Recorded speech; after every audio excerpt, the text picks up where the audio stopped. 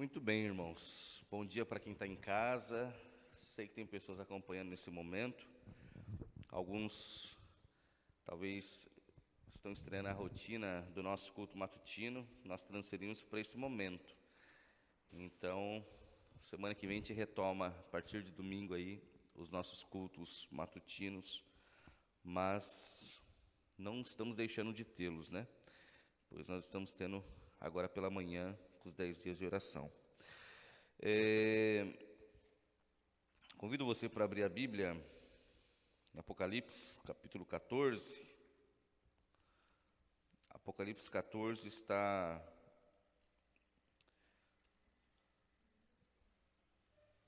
contém ali as 3 mensagens angélicas, que é sem dúvida pela revelação a mensagem mais importante para os nossos dias. Talvez em alguns momentos vocês vão ver eu falando um pouquinho lento.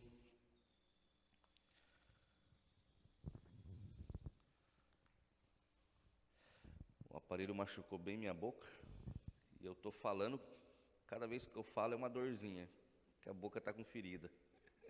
E a gente tem que falar, não tem jeito. Então, tem que ignorar a dor aqui agora. Muito bem. O tema de hoje é a todo o vapor e em todos os lugares. Quando a gente fala assim, a todo vapor, o que a gente quer dizer com isso? Que seja rápido, que seja urgente.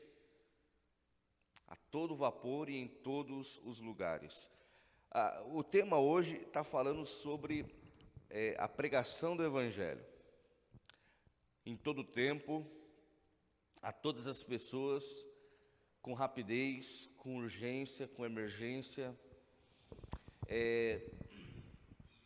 Algumas coisas, às vezes, a gente romantiza na palavra de Deus. Por exemplo, e não há nenhum pecado nisso também, porque existe o contexto para a gente aplicar. Mas, por exemplo, quando nós olhamos, não vou pedir para você abrir agora, é um texto bem conhecido, Apocalipse 3:20, diz assim, eis que estou à porta e bato, se alguém ouvir a minha voz e abrir a porta, entrarei em sua casa e cearei com ele e ele comigo. O que eu quero dizer sobre romantizar? Existe até vários quadros, várias pinturas de Jesus bater na porta do coração. Uma vez, estudando um pouquinho sobre esse tema do Apocalipse, aliás, estudando um livro do Apocalipse, se eu não me engano, fui até com o pastor Rodrigo Silva, professor Rodrigo Silva, ele falando que o povo do Oriente, especialmente no tempo de Cristo, eles não batiam na porta. Não é que nem nós aqui, no Ocidente, é diferente. A gente vem na casa, né? Vamos supor que a casa não tenha muro, a gente bate na porta, a pessoa ouve, vai lá e abre a porta. No contexto semítico, judaico, hebraico, enfim, daquela região, eles se anunciavam, eles chegavam e gritavam assim, por exemplo, Gilda, estou aqui.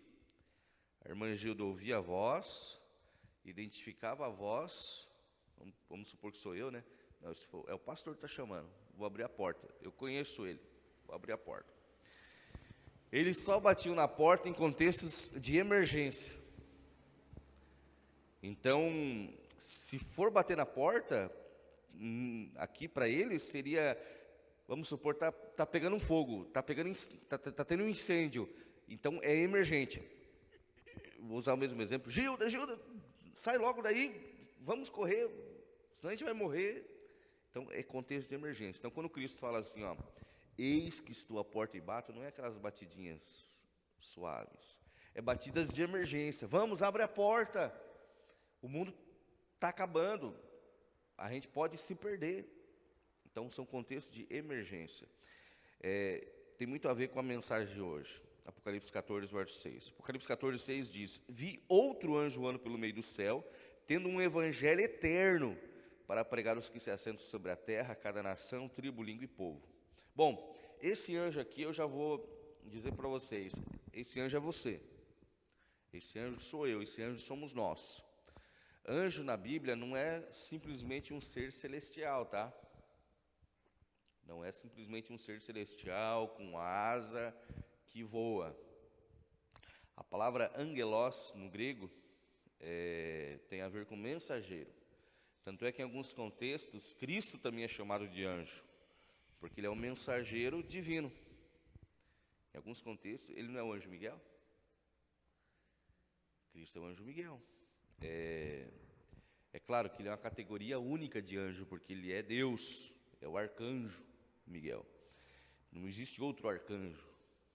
Tem até alguns hinos que às vezes as letras são só uma peculiaridade aqui, só uma curiosidade.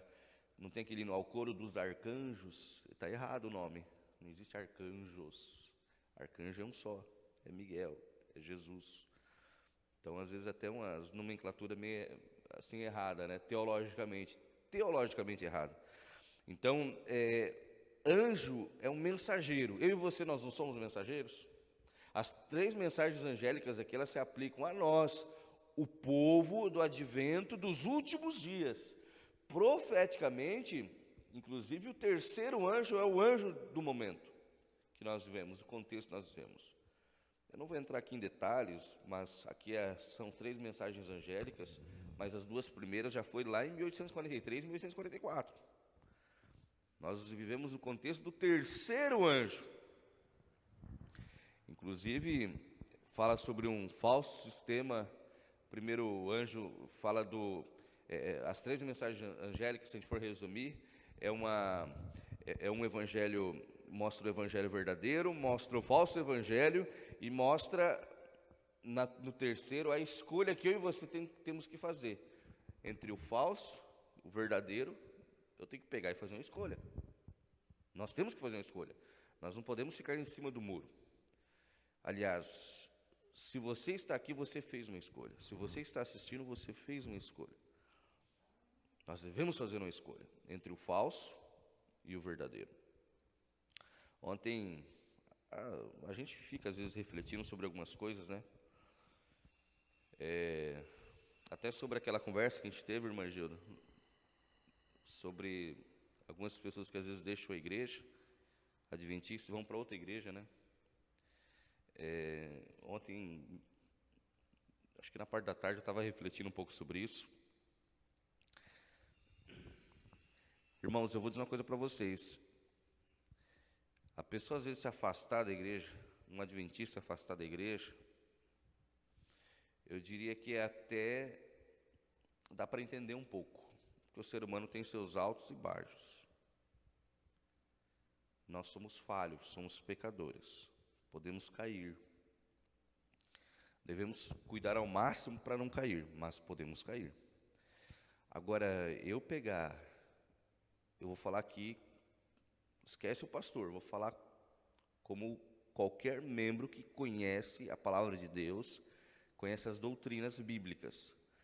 Eu pegar e sair da igreja adventista hoje e me tornar da igreja X, Y, Z, isso para mim eu acho inadmissível. Inadmissível. Porque a nossa segurança é a palavra de Deus. A tua segurança é isso aqui, ó. É a Bíblia, única segurança. O que Jesus disse? Conhecereis a verdade, e a verdade vos libertará. O único meio, o único modo de você não ser enganado por ninguém é você conhecendo a verdade. A partir do momento que você conhece a verdade, você tem como fazer uma opção. Agora eu vou colocar a igreja A, B, até o Z, e vou colocar o crivo da palavra de Deus. Quem está seguindo que está aqui? Aí eu vou fazer uma escolha. É por isso que eu acho ridículo alguém sair da igreja para ir para outra igreja. Não sei que evangelho, que Bíblia que está lendo. Porque, infelizmente, as igrejas por aí, elas não seguem o que está aqui, o que está escrito. Ou assim diz o Senhor. Bom, mas mudando um pouquinho aqui a nossa mensagem. Aqui nós falamos que é um anjo que está voando. O título da mensagem já dá um spoiler do que quer dizer isso, né? A todo vapor em todos os lugares. Esse voando é rapidez, envolve rapidez. Não é um anjo que está parado, assentado sobre a terra. Não, ele está voando sobre a terra. Ou seja, ele está anunciando o evangelho, ele está pregando, ele está com pressa, é emergente, tem que ser rápido. E o evangelho, ele é eterno. Não é o evangelho que muda, não é o evangelho que acabou lá no Antigo Testamento na cruz. Não, o evangelho, ele é eterno. O que é evangelho? A segunda palavrinha de hoje que você vai conhecer a raiz dela, né? Eu falei primeiro do anjo, angelos, mensageiro. Evangelho significa boas novas. Cristo é o evangelho. Aliás, quando nós olhamos lá para Gênesis 3,15, Gênesis 3,15 está a primeira mensagem messiânica, os teólogos chamam de proto-evangelho, primeiro evangelho, nascimento do evangelho, que Gênesis 3,15 fala da serpente, né? Quando Adão e Eva caem, Deus ele lança a profecia de que a serpente teria sua cabeça esmagada, ela esmagaria o calcanhar do descendente da mulher, Jesus, o descendente, a semente da mulher. A Bíblia ela é fantástica e o hebraico ele é magnífico também. Semente vem da palavra sem, sêmen, o descendente da mulher, que seria projetado para 4.000 anos depois, mais ou menos, que seria o nascimento de Cristo. E ali está o proto-evangelho, porque ali já é a primeira profecia messiânica de que Cristo viria resolver o problema. Olha como que Deus é maravilhoso. Problema grave, solução infalível. Problema grave, pecado, solução completa, total. Cristo viria, o evangelho. Cristo ele é o evangelho encarnado, o verdadeiro evangelho. A mensagem de hoje, a lição aqui que nós temos, ela traz esse senso de urgência e traz também uma necessidade muito grande, que é a necessidade de a gente pregar esse evangelho. Eu estava aqui refletindo em alguns versos, agora pela manhã, e um deles que eu lembrei, eu quero compartilhar com vocês. Às vezes eu menciono esse verso em funerais, que é 1 Coríntios capítulo 15, versículo 19. Está difícil aqui falar. 1 Coríntios 15, 19. Esse texto ele diz o seguinte: se a nossa esperança, nossa esperança em Cristo se limita apenas a esta vida, somos os mais infelizes de todos os homens. Como eu disse para você, eu menciono muito esse verso em funerais, porque às vezes as pessoas estão ali num choro desesperador. A gente não pode tirar a dor, né, que existe realmente ao sofrimento ali quando você está enterrando uma pessoa querida, um parente, um familiar próximo, mas existe uma esperança de um reencontro que a Bíblia nos fala. Mas o contexto que eu quero usar hoje é de um pouco diferente. É o contexto da pregação do Evangelho. Na realidade, não é o contexto da pregação do Evangelho, é o contexto do nosso cotidiano, diário, nossa vida diária, nosso foco, nossos alvos, nossos objetivos. E se tem uma coisa que a gente tem que refletir constantemente, diariamente, é qual tem sido o meu foco e meu objetivo. Veja, o próprio Deus nos deu algumas bênçãos. Uma das bênçãos que Deus nos deu, e ela existe desde antes da queda, é o trabalho. O trabalho Deus deu antes da queda. Deus deu uma ordem, né, para o homem: eu fiz esse jardim aqui, coisa mais linda, esse Éden, e você vai cultivar esse jardim. Você vai cuidar dos animais, você vai dar nome aos bichos, você vai proteger, você vai ser o quê? O governador desse mundo. Adão, essa era a intenção. Ele era o príncipe do mundo, o príncipe dessa terra, desse planeta. Deus deu aquele planeta 0 quilômetro, né? Sem problema, sem dificuldade. Então ele ia cultivar a terra. É claro que com o pecado isso passou a ser o quê? Pesado, suor.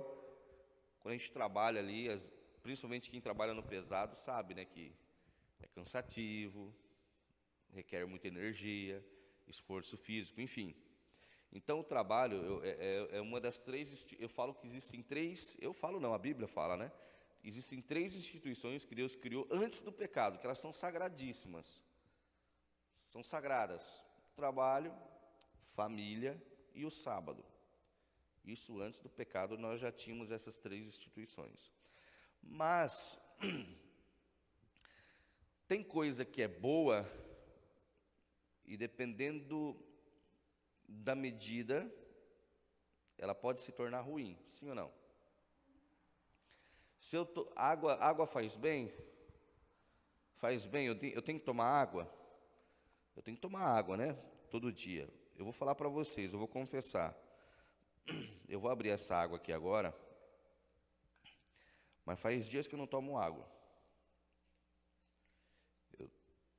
Eu peguei ali meu estômago ainda está um pouco sensível, tenho tomado Gatorade, que foi o que mandaram tomar.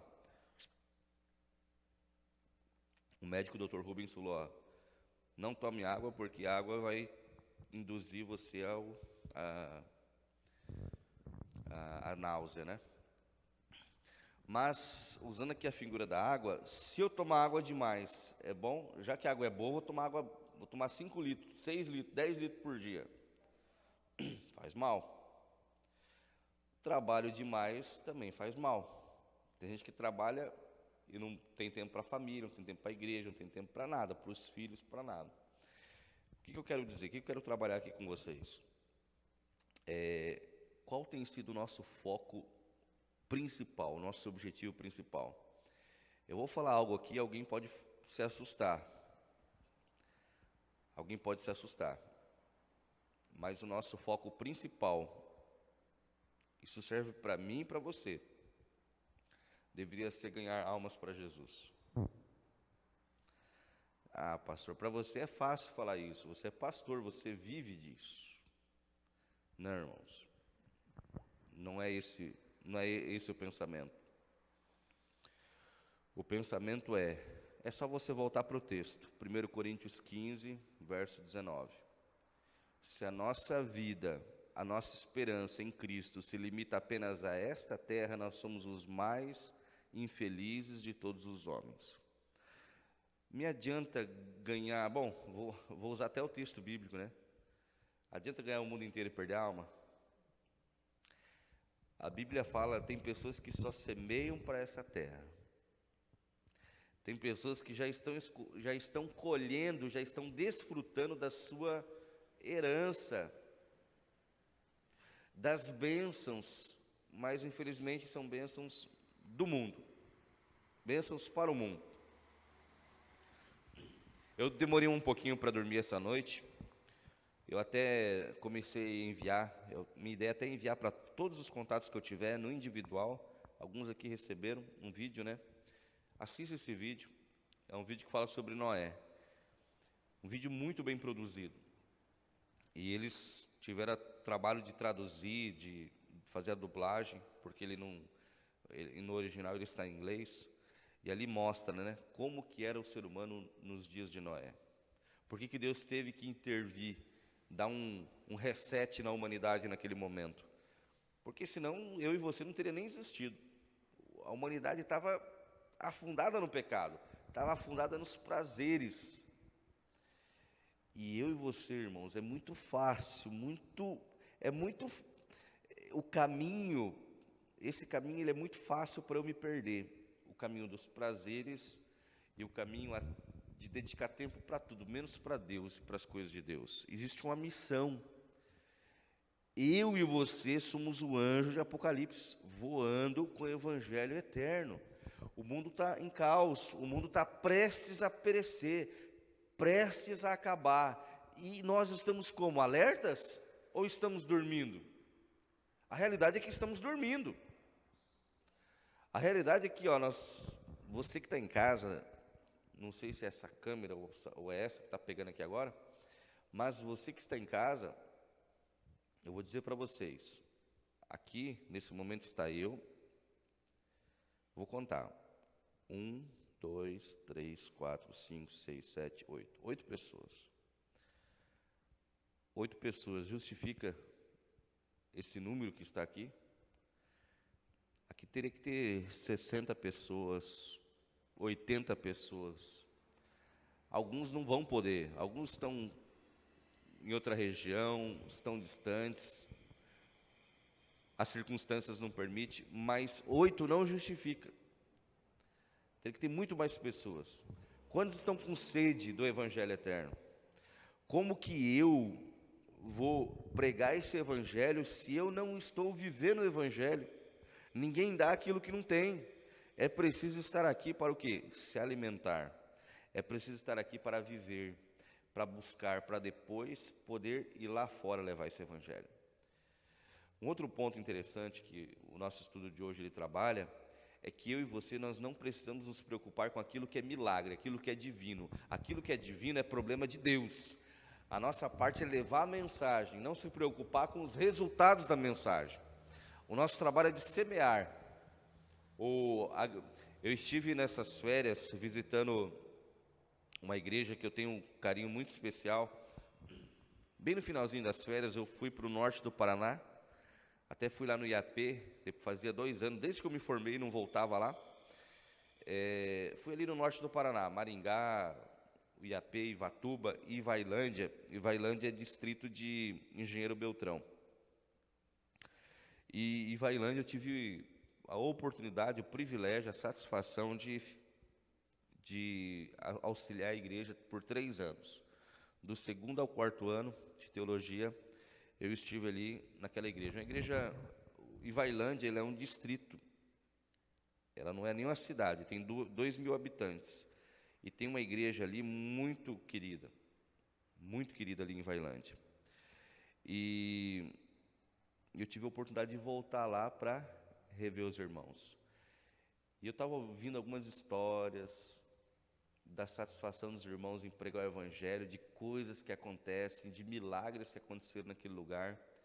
Gente, como é bom a gente ouvir pessoas empolgadas porque estão levando a mensagem. E aquela região é uma região de agricultura. É uma região ali que a maioria planta soja, milho, dependendo da safra, né? Metade do ano é milho, metade do ano é soja. E como eu vivi aquele contexto ali por 3 anos, é claro, eu nunca saí para plantar com os irmãos lá, mas a gente ouvia algumas coisas e ia aprendendo. Infelizmente, nessa safra deles, eu acho que todos perderam a soja.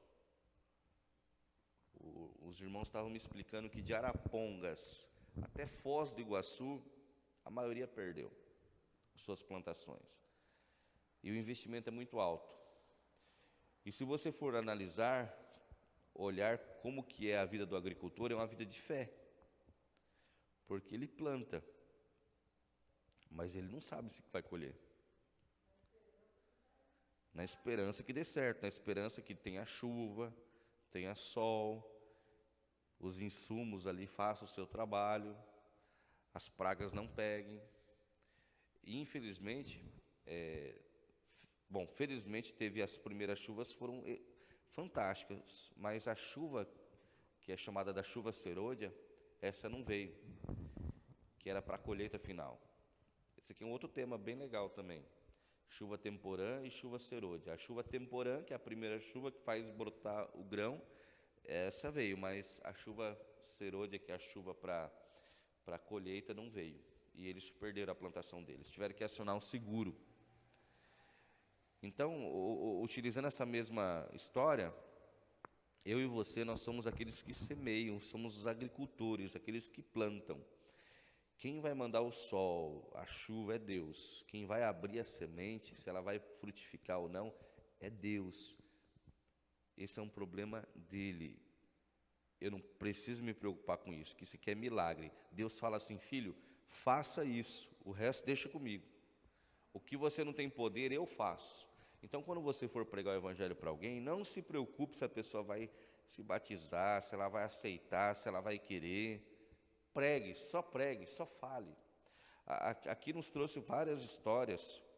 Por exemplo, nós temos aqui uma história de um senhor chamado Davi, de 48 anos, que ele começou a estudar a Bíblia com estudante de teologia.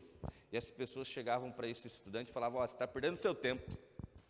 Você está perdendo seu tempo com o senhor Davi. O senhor Davi ele está afundado no álcool, no cigarro, ele não vai mudar de vida. Porque esse homem tem 48 anos. E desde muito cedo ele já começou com esses vícios. Ele começou com cigarro, ele começou com álcool. Você acha que ele vai parar a vida inteira fumando, a vida inteira bebendo? E as pessoas chegavam para esse jovem e ainda falavam isso para desanimar.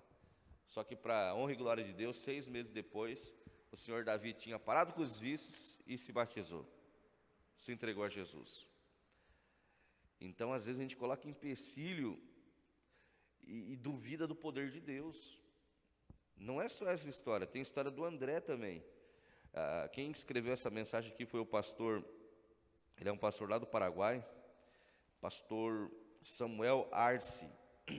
Ele conta a história de um jovem que ele viajava, olha só que jovem, ele viajava, era um missionário, 120 quilômetros de moto, todos os sábados, para poder pregar o evangelho, para poder dar estudos bíblicos para o André.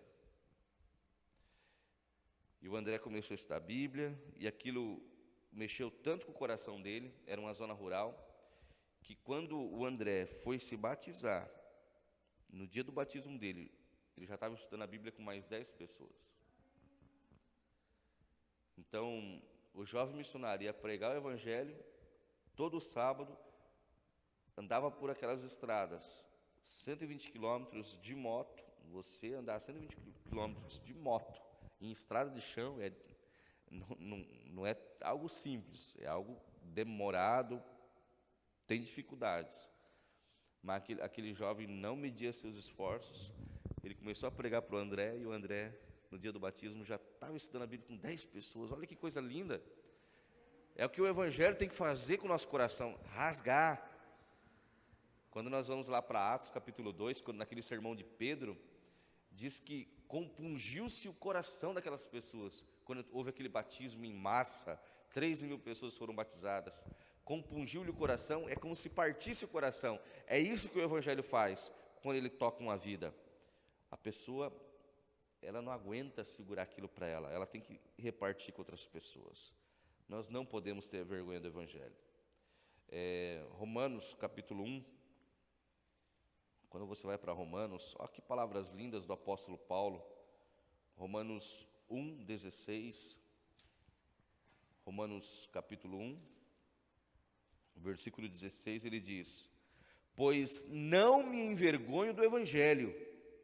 O que Paulo está falando? Paulo está falando que tem vergonha do Evangelho? Tem vergonha de pregar o Evangelho? Não, eu não me envergonho do Evangelho, sabe por quê? Porque o Evangelho é o poder de Deus para a salvação de todo aquele que crê. Como é que eu vou me envergonhar do Evangelho? Se o Evangelho é o poder de Deus para salvar o ser humano, eu não posso me envergonhar disso. É o poder de Deus para salvar o ser humano, para a salvação do ser humano. Que algo extraordinário. Ontem eu estava à noite com a igreja de Coroados, nós tivemos um estudo muito gostoso lá também, e lá nós estávamos comentando, né? Eu fiz um comentário, falou um pouquinho no caderno ali na revista sobre o perdão, né? Sobre o perdão. E em um momento ali, nós começamos a discutir a respeito do perdão. E a minha contribuição ali, meu comentário foi o seguinte: quando eu e você, quando nós colocarmos Cristo no centro de nossa vida, quando Cristo for o centro, nós chamamos na teologia de teocentrismo. Teo é Deus, teocentrismo, porque existe o egocentrismo ou antropocentrismo. O que é o egocentrismo? É o meu ego, é o centro de tudo. Antropocentrismo, antropos significa homem, né? Ou o homem é o centro, aí dá tudo errado. Cristo tem que ser o centro. Então, quando Cristo ele é o centro da minha vida, todas as demais coisas elas se tornam periféricas. Elas não têm importância mais, ou não têm tanta importância assim.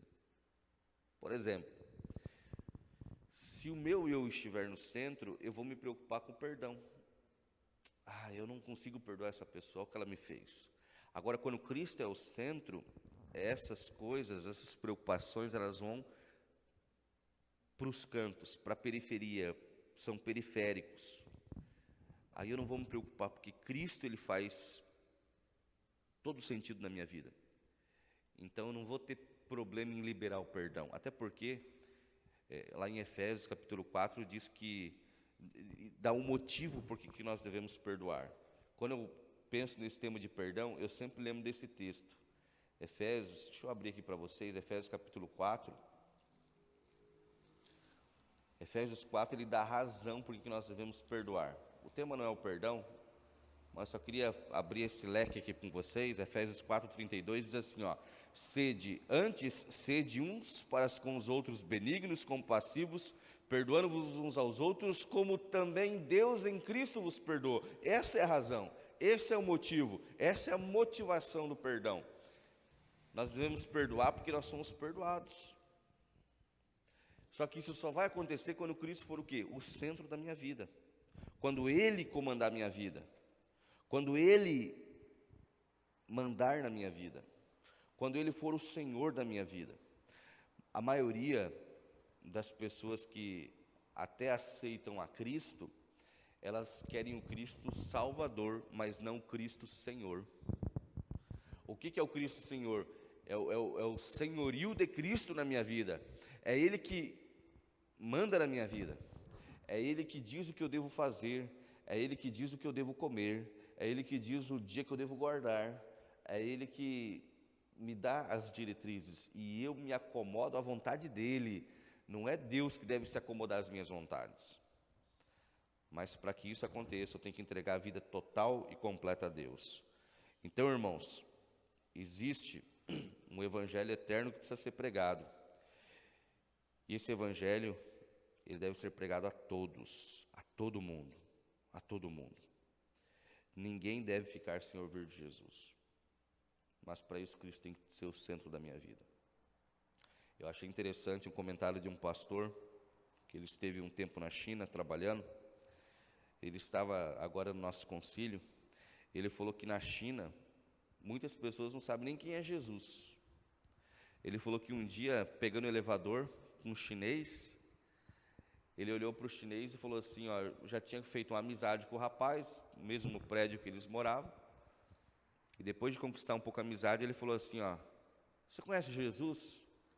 Aí o rapaz falou assim, não conheço não, mas me passa o WhatsApp dele. Aí ele falou assim, olha, é muito mais que o WhatsApp. Você não precisa de WhatsApp para falar com ele. O homem ficou meio assim. Você vê, né? Para nós é estranho.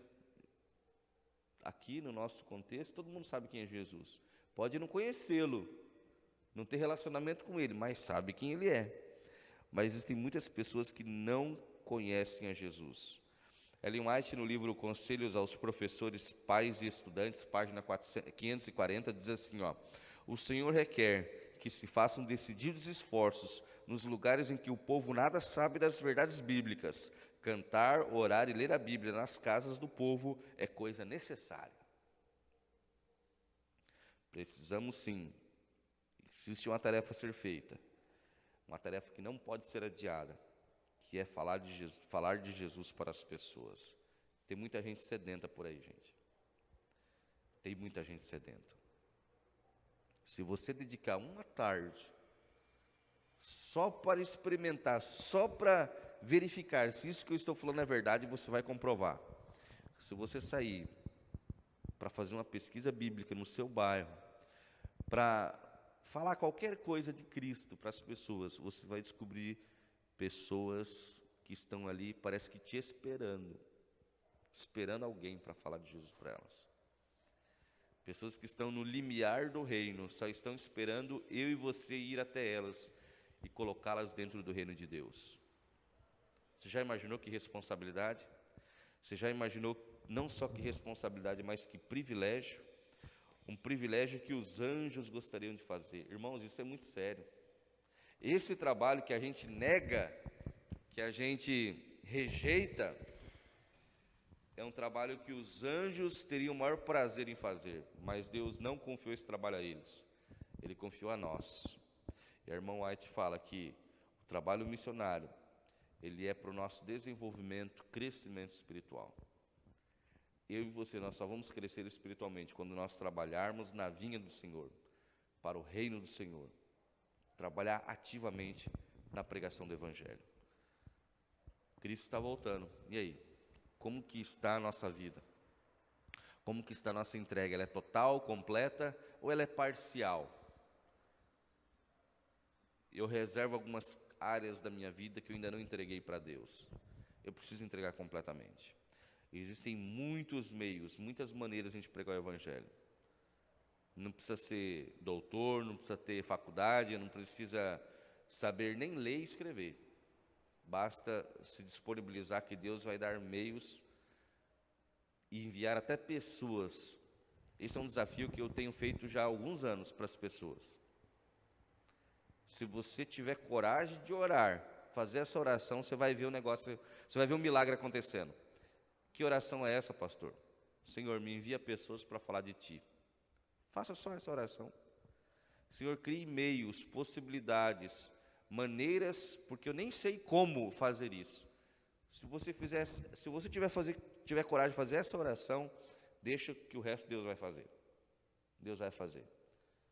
Que Deus nos ajude, abra os nossos olhos, a nossa visão para esse trabalho tão extraordinário, que é o trabalho de levar almas a Jesus, pessoas a Jesus. Você já imaginou você estar no céu e encontrar pessoas que vão ser a eternidade inteira gratas a Ti, porque por causa da Sua disposição elas estarão lá? Claro, foi o sacrifício de Cristo, foi Cristo que as salvou, mas Cristo usou você como um canal, como uma ferramenta para que elas estivessem lá. Já imaginou isso? Você já imaginou que alegria? Você ter pessoas no céu que elas estarão lá porque você um dia sacrificou o seu tempo, quem sabe até recursos para pregar o Evangelho para elas. Não vai ser extraordinário? Pessoas que não se perderão porque você fez a sua parte. Isso só a eternidade vai nos mostrar, gente. Só a eternidade vai nos mostrar. Que Deus nos dê esse poder. Eu tenho orado, e eu lembro de ter feito essa oração ontem. Senhor, me dê sabedoria, não me torne um servo negligente, me ajude, Senhor, abra os meus olhos, me coloque as palavras certas, me coloque no lugar certo, me coloque as pessoas certas que o Senhor quer alcançar. Vamos fazer essa oração, irmãos, todos os dias, pedir para Deus nos auxiliar. Ele é o maior interessado nesse trabalho. Se orarmos, Ele vai direcionar a nossa vida. Amém? Vamos cantar novamente o hino? Cantar o hino Primeiro Deus. Na sequência, eu vou orar e nós encerramos essa manhã.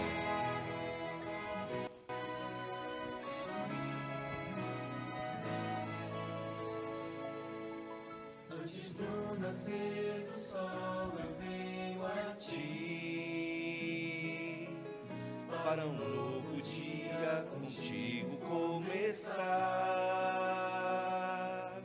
Sempre estás a me esperar e me ofereces teu poder e amor, e como servo me entrego ao meu Senhor.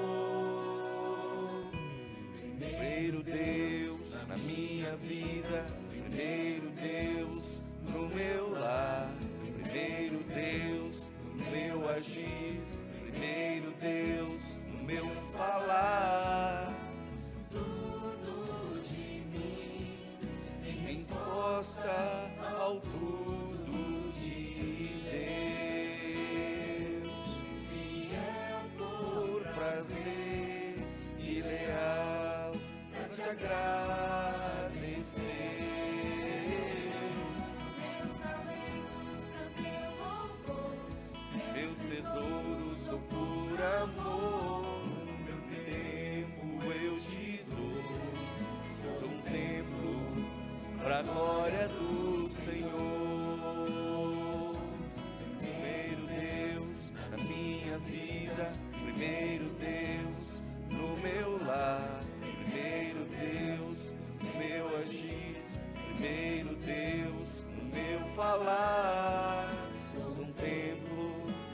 a glória do Senhor. Meus talentos para o teu louvor, Senhor, meus tesouros, Dou por amor, meu melhor, eu te dou.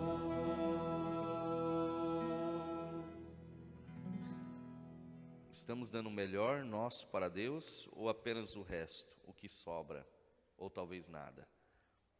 Fiquemos com essa pergunta na nossa mente. Vamos orar.